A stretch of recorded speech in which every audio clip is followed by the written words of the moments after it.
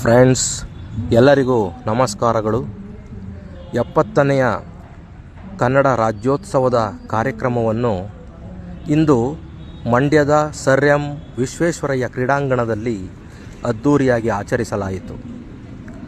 ಮಂಡ್ಯ ತಾಲೂಕಿನ ವಿವಿಧ ಶಾಲೆಗಳಿಂದ ಸಾವಿರಾರು ವಿದ್ಯಾರ್ಥಿಗಳು ಈ ಒಂದು ಕಾರ್ಯಕ್ರಮದಲ್ಲಿ ಪಾಲ್ಗೊಂಡಿದ್ದರು.